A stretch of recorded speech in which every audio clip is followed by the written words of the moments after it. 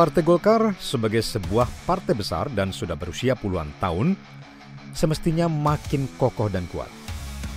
Sudah banyak ujian dilewatinya, terutama pada era 98 saat keruntuhan Orde Baru. Golkar masih eksis hingga sekarang.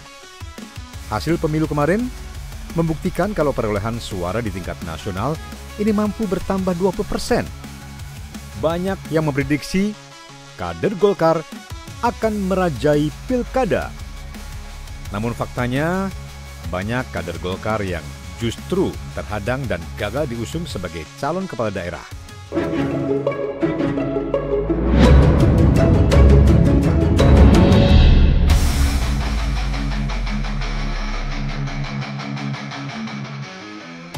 Di Pulau Jawa, dari 5 provinsi yang menggelar pilkada, hanya ada 2 kader Golkar yang diusung sebagai calon gubernur. Ridwan Kamil di Jakarta dan Airin Rahmi di Banten. Sedangkan di Jawa Barat, Jawa Tengah maupun Jawa Timur, nggak ada kader Golkar. Bahkan Airin Rahmi yang dalam berbagai survei elektabilitas menempati posisi teratas, awalnya malah diusung PDI Perjuangan. Pada detik-detik terakhir dari batas pendaftaran calon gubernur, Golkar kemudian balik badan dari Kim Plus Plus dan memberi rekomendasi pada mantan wali kota Tangsel 2 periode itu. Awalnya Golkar tersandra dengan Kim Plus Plus untuk usung Andra Soni Dimyati Natakusuma. Di Jawa Barat, Cawagup Deddy Mulyadi yang katanya akan diberikan ke Golkar, wah, rupanya malah menempatkan Erwan Setiawan yang baru masuk Golkar sejak 2022. Sementara di Jawa Tengah, meski Ahmad Lutfi Tadsyasin didukung Kim, tapi nyatanya bukan kader partai manapun.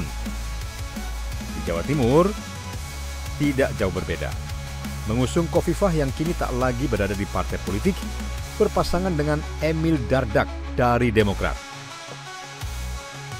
Kemenangan-kemenangan Golkar di tingkat nasional hingga daerah ya seakan tidak berharga sama sekali. Golkar seperti tak punya kekuatan dan terbebani dengan kekuatan luar. Rontoknya Golkar sebenarnya terlihat sejak menjelang Pilpres. Meski sejak awal Rakernas Golkar memutuskan memandatkan Airlangga yang waktu masih menjabat Ketua Umum Golkar untuk jadi capres, tapi ternyata nggak ada satupun partai yang mendukung Airlangga jadi capres maupun cawapres. Mempertahankan Munas yang semestinya digelar Desember tahun ini juga gagal, diganti dengan Munaslup pada 20 Agustus. Lebih parahnya, sebelum Munaslup digelar, Airlangga Hartarto mengundurkan diri tanpa alasan yang jelas. Tekanan besar dari luar ini makin tampak saat dalam Munaslup hanya ada calon tunggal Bahlil Lahadalia sebagai ketua umum. Kepada jurnalis, Jokowi membantah dirinya ikut intervensi. Kepala negara menyebut dirinya katanya sebagai ketua Dewan Pembina. Faktanya, terpilih sebagai ketua Dewan Pembina adalah Agus Gumiwang. Dalam sejarahnya, calon tunggal dalam Munas Golkar belum pernah terjadi. Dan akibat dikuasai orang yang tidak mengerti Golkar, ini banyak kader-kader potensial gagal bertarung di pilkada. Di Sumatera Utara, Golkar mengusung Bobi Nasution, menantu Jokowi yang kini sudah jadi kader Golkar. Di Lampung, Arinal Junaidi, mantan gubernur, malah diusung PDIP. Golkar Lampung mendukung Mirzani Jauzal, ketua DPD Gerindra Lampung yang berpasangan dengan Jihan Nurlela, anggota DPD. Sedangkan di Provinsi Jambi, rekomendasi Partai Beringin diberikan pada Al-Hadis dari PAN dan wakilnya Abdullah Sani. Ya, keduanya merupakan petahana. Sementara kader mereka, Sainatul Latifa, yang memiliki survei elektabilitas tinggi, berpasangan dengan Romi Haryanto, diabaikan. Di kota Jambi pun sama saja. Budi Setiawan yang diusulkan kader-kader daerah diabaikan aspirasinya oleh DPP Golkar. Akibatnya, puluhan kader membakar kaos berwarna kuning yang menyiratkan penolakan putusan DPP. Kalau di Kalimantan Barat, Golkar mendukung Sutar Miji dari P3 yang berpasangan dengan Purnawirawan Polisi Didi Haryono. Kader Golkar bernama Rian Norsan didaftarkan sebagai calon gubernur oleh PDIP, Hanura, dan P3. Di kota Solo, bungsu mantan Ketua Umum Golkar Akbar Tanjung dipaksa mundur dari pencalonan. Sekar Krisnauli atau lebih dikenal dengan Sekar Tanjung mengaku mematuhi putusan DPP mengundurkan diri atas perintah Bahlil, Ketua Umum Golkar. Jauh sebelumnya, tokoh senior Yusuf Hamka yang sedari awal mendapat rekomendasi dan diminta mencari pasangan serta partai pengusung, ditarik surat rekomendasinya. Kawan karib Erlangga ini menyikapinya tidak hanya mundur dari DPP Golkar, tapi juga dari Partai Golkar. Yang paling tragis adalah Diko Ganinduto, salah satu kader muda Golkar Bupati Kendal. Ini Diko malah berkawan karib dengan Gibran Rakabuming.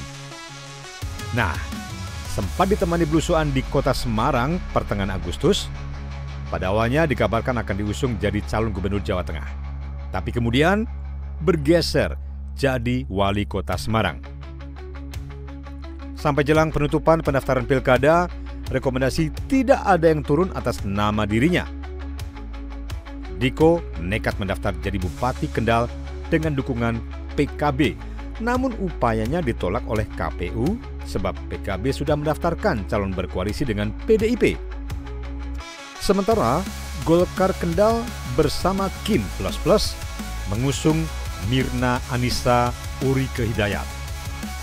PKB dan Golkar Jawa Tengah ini sama-sama mengaku tidak mengetahui manuver Diko. Nah, di ajang pencalonan gubernur, Diko tergeser Ahmad Lutfi dan di kota Semarang tergeser Yoyo Sukabu.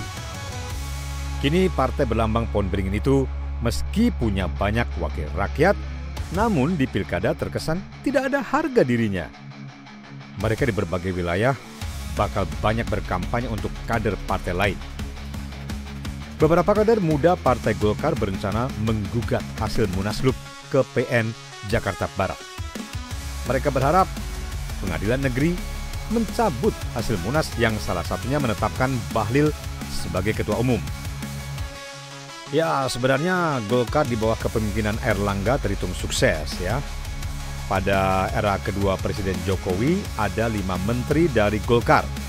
Ada Erlangga, Agus Gumiwang, Luhut Binsar, Dito Aryo Tejo, dan Bahlil Lahadalia. 85 anggota DPR dan periode mendatang Golkar akan memiliki 102 wakil rakyat. Jika di pilkada saja kader Golkar banyak pertumbangan sebelum bertanding, akankah Golkar masih punya taring?